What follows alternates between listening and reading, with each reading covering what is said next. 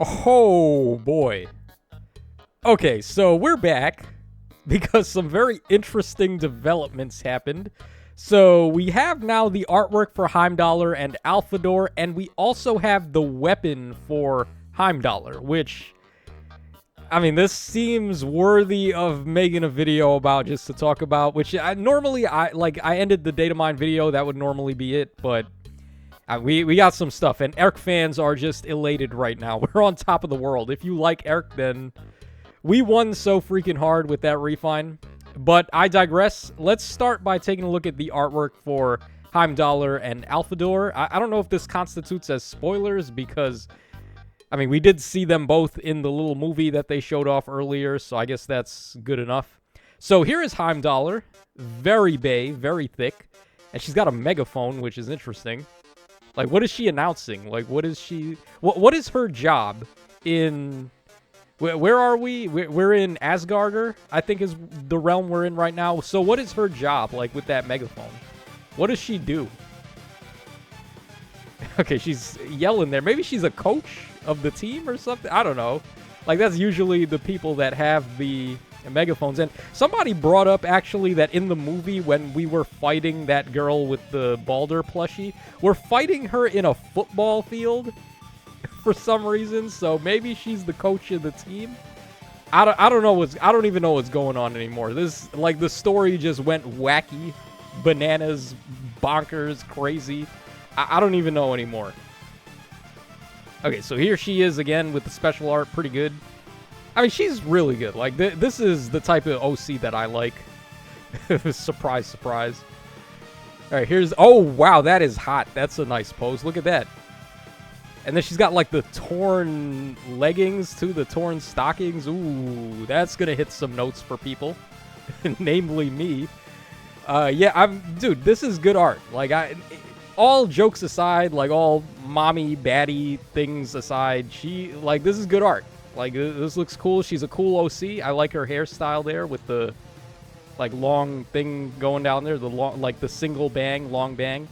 And the megaphone is interesting. I want to see, like, what her actual role is in Asgarder, like I said before. And she's got the menacing look there with the glasses. Ooh. Okay, so there is her artwork. And then we have also Alfador's art. We only have this one art, the neutral one. Obviously, he's going to have a lot more.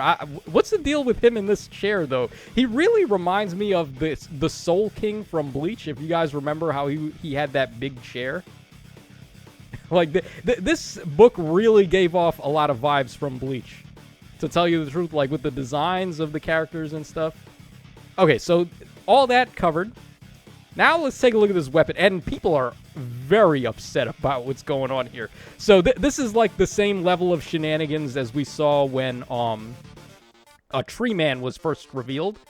What's his name again? Lay Radar. How he had, like, a sign decoy built in, like, that was annoying. This seems like it's gonna be similar vibes to that. So Gjallarhorn is the name of her weapon. -1 special trigger. At the start of turn, grants -1 cooldown count to unit. And at the start of enemy phase, if there is only one ally with the highest defense among allies closest to foe, grants Foresight Snare to that ally for 1 turn. So a brand new status effect, which is what we've been seeing on every unit now lately, pretty much. For foes in 3 rows at 3 columns centered on unit, inflicts attack, defense, and res -5, and neutralize foes' bonuses to attack, defense, and res during combat. So now we have that Crux style of debuff that has been going around everywhere now. I'm expecting there to be, like, feud skills coming up a lot more commonly, and maybe even a start of turn status effect that includes feud in it, if we don't already have one, which we probably do. But feud is going to become more common because of this. Like, all units now are just coming with this, and the only way to stop this is with feud. Okay, then also at the start of combat, if unit's HP is over 25%, inflicts a penalty on the foe's attack and res, equal to 20% of unit's res at the start of combat. Unit deals +X damage, excluding on AoEs, and reduces damage from foes' attacks by X during combat, excluding AoEs, where X is the number of allies in 3 rows at 3 columns, centered on unit ×5, with a max of 15. So 3 allies is enough to get the max there, and recover 7 HP after combat. So pretty stock standard, nothing too crazy here, actually. You might look at the Crux debuff and then Also, this portion here where she's getting true stat drops on the enemy based on res, true damage, true DR, all that stuff is like, that's not breaking the norm, right? And then you come to this. So, Foresight Snare. If the foe initiates combat, and there were no combat instances on the current turn yet, player phase and enemy phase are counted separately, triggers the following effects. Cancels foe's attack, ending their action. So, it's just like, this is a more aggressive way to handle units like Duo Lyon and Femortis, where, they can end enemy actions, but that's like after combat. This is ending someone's action before something even starts. And also inflicts isolation and a status preventing counterattacks on the foe through the foe's next action. So isolation is a really detrimental status effect. I actually mentioned this earlier. Well, wait, I say earlier, like a minute ago on a previous video. I was talking about like Duo Hilda and I guess by extension the Duo Mark, where they can inflict isolation on their duo buttons, and that's like a game-winning effect in summoner duels where you turn off the ability to use assists and dancing and like all that. All of that stuff is very important in summoner duels, especially assists, like using reposition and smite and Lucina with future vision and Crom with his to change fate and all that stuff. If you're stopping the enemies from doing that, you're really zoning them out hardcore there. So isolation here is going to be inflicted on the foe that gets their action ended, and then also cancels Foresight Snare granted to your army. So basically this is a one and done. Oh, also these effects trigger after Aetherraid's traps but before Savior. Does not trigger in Pawns of Loki for obvious reasons. So what are my thoughts on this? Before we go into my thoughts, let's just actually refresh. Let's take a look at what people have to say about it, because I've been seeing all sorts of like end of the world stuff. Alright, this unit is going to be ungodly toxic when she gets released. You literally do not get to play the game. Well, we've been through that already with Duo Lyon. His duo button does that. They did give us a counter to that with Canto Curb, but as of this moment, we have no counter to Foresight Snare. Imagine this being on someone like Rearmed Dedue, who can cover all his allies. What do you do then? Give up?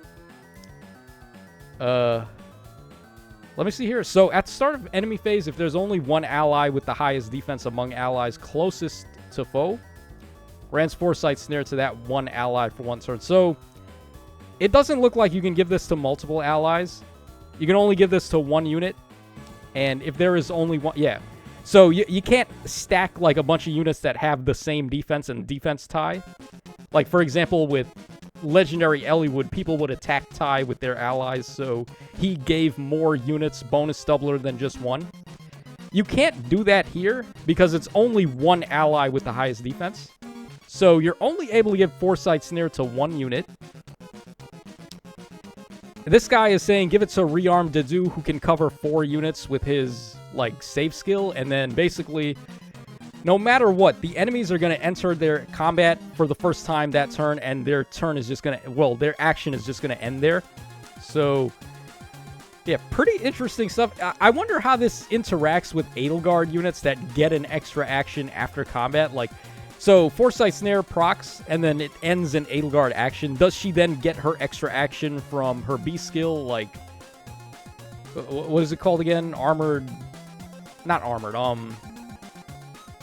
damn, I can't even remember the name of, like, Edelgard's B skills anymore, but basically just all her effects that give her extra actions. Would that not proc after Foresight Snare? Also, what you can do is you could just whiff an action, you know? You just have, like, a booty unit, like Air or Milla or Peony or whoever your mythic hero is that you're forced to run.